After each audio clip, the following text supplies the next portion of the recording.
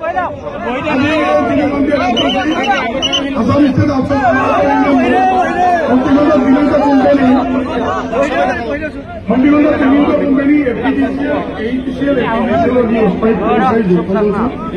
State সহকাৰী ইউনিয়নৰ যি ধৰণৰ কাৰ্যসূচী আমি আজি খবৰ ৰূপায়ণ কৰিলে বনবাসী মাধ্যমেৰে লগতে আজি এই কাৰ্যসূচীৰ স্মাৰক পত্ৰ গ্ৰহণ কৰিবলৈ আমাৰ সন্মানীয় অনিৰবল আমাৰ এতিয়াৰে মহোদয় আমাৰ বাবে উপস্থিত হৈছে।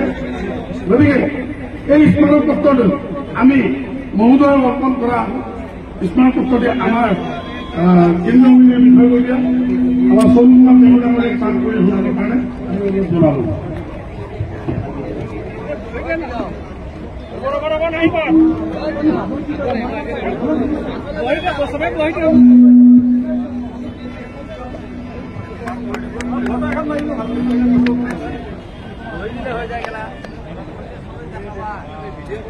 ধন্যবাদ।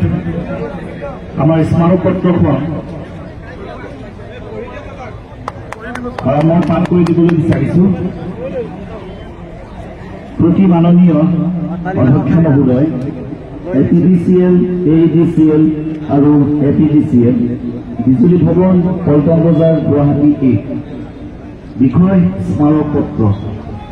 প্ৰসংগ মহোদয়, অসমৰ শক্তি খণ্ডৰ তিনিওটা কোম্পানী ক্ৰমে APDCL, AEDCL আৰু APDCLৰ অস্থায়ী কৰ্মচাৰীৰ যৌথ মঞ্চ আসাম ষ্টেট আউটসোৰ্চ ইউনিয়নে আজি অনুষ্ঠিত হোৱা 3 ঘণ্টীয়া ধৰ্ণা বিক্ষোভ কাৰ্যসূচীৰ পুনৰ আকৌ সোঁৱৰাই দিয়া হ'ল যে শক্তি খণ্ডৰ অস্থায়ী কৰ্মচাৰীৰ প্ৰতি হৈ থকা ন্যায় আৰু শীঘ্ৰে বন্ধ কৰি কৰ্মচাৰীসকলে পাবলগীয়া সা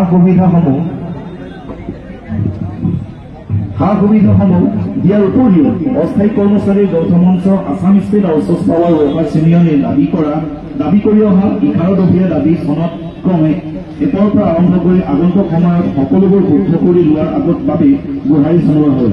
মহোদয়, শক্তি খণ্ডৰ অস্থায়ী কৰ্মচাৰীসকলক বিভাগ ASED হৈ থকাৰ সময়ৰ পৰা যোৱা 2018 চনত হৈ যোৱা নিয়মীয়াকৰণ প্ৰক্ৰিয়াৰ ধৰণেৰে নিয়মীয়াকৰণৰ ক্ষেত্ৰত কাম কাজ আগবঢ়াই নি শীঘ্ৰে নিয়মীয়াকৰণ কৰিবলৈ দাবী জনোৱা হ'ল।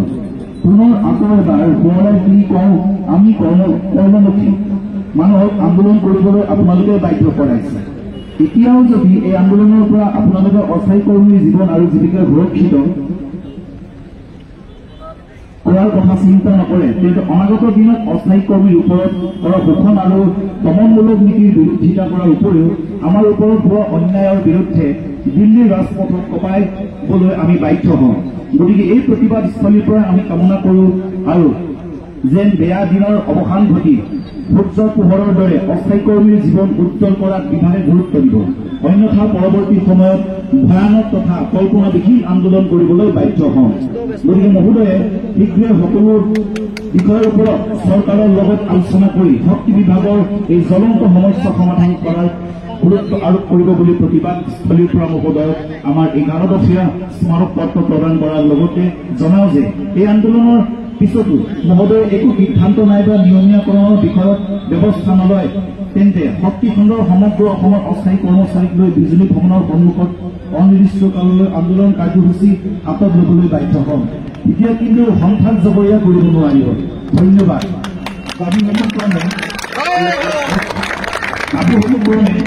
এই অস্থায়ী বিদ্যুৎ কৰ্মচাৰীৰ চাকৰি নিয়মীয়াকৰণৰ বিষয়টো গুৰুত্ব সহকাৰে লৈ নিয়মীয়াকৰণ কৰক। দ্বিতীয়টো হ'ল অসম চৰকাৰে ঘোষণা কৰা 5,000 পদত অস্থায়ী কৰ্মীক অগ্ৰাধিকাৰ দিয়াৰ ব্যৱস্থা কৰক। 3, কোনো বাছনি পৰীক্ষা নোলোৱাকৈ ভেৰিফিকেশ্যনৰ মাধ্যমেৰে অস্থায়ী কৰ্মীৰ নিয়মীয়াকৰণৰ ব্যৱস্থা কৰক। 4, নিয়মীয়াকৰণ নোহোৱা পৰ্যন্ত সমকাম সমমজুৰিৰ ব্যৱস্থা কৰক।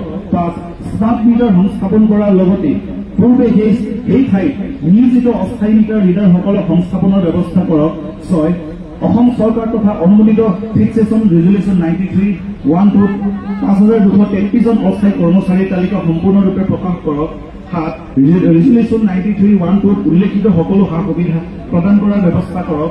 8, বিভাগৰ হৈ কাম কৰি থকা অস্থায়ী কৰ্মচাৰীক ঠিকাদাৰৰ অধীনলৈ নি অনপৰ বঞ্চিত কৰা সকলো শিক্ষিৰ আওতালৈ অনাৰ ব্যৱস্থা কৰক। 9 কৰ্মৰত অৱস্থাত যিকোনো দুৰ্ঘটনাৰ ক্ষেত্ৰত আৰ্থিক সাহায্য ক্ষতিপূৰণ প্ৰদান কৰাৰ লগতে পৰিয়ালৰ যিকোনো এজন সদস্যক সংস্থাপনৰ ব্যৱস্থা কৰক। 10 বিলীন হোৱা টকা আনৰ একাউণ্টত ল'বলৈ বাধ্য কৰাই বৰ্তমান সময়ত পেমেণ্ট ৰেকৰ্ডৰ ফিক্সেশ্যন অজুহাত আওতাৰ পৰা বাদ দিব বিচৰাত বন্ধ কৰি শীঘ্ৰে তালিকাত অন্তৰ্ভুক্ত কৰাৰ ব্যৱস্থা কৰক। 11 প্ৰচলিত শ্ৰম আইন অনুসৰি পাবলগীয়া সুবিধা অস্থায়ী কৰ্মচাৰীসকলক দিয়াৰ ব্যৱস্থা কৰক। ভৱদীয় সভাপতি Assam state office power workers union Krishna Sharma, সম্পাদক Assam state office power workers union Yakub Ali. ধন্যবাদ।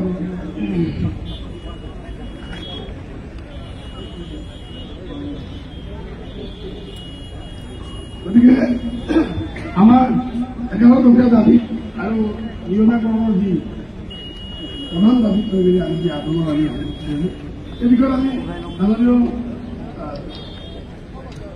চাওঁ এই বিষয়ত যি আমাৰ কাৰ্যসূচী কৰাটো স্পষ্ট গ্ৰহণ কৰিছে আমাক মই ভৱিষ্যতত তেওঁৰ পৰা কেনেকুৱা ধৰণৰ আমি সঁহাৰি লাভ কৰিব পাৰিম তাক লৈ ছাৰে আজিয়ে নতুন অধিয়াৰ পৰা ধুবুৰীলৈ যি আমাৰ 5,033জন অস্থায়ী কৰ্মচাৰী তেওঁলোকক ছাৰে ব্যৱসায় কৰি আন্দোলন কাৰ্যসূচী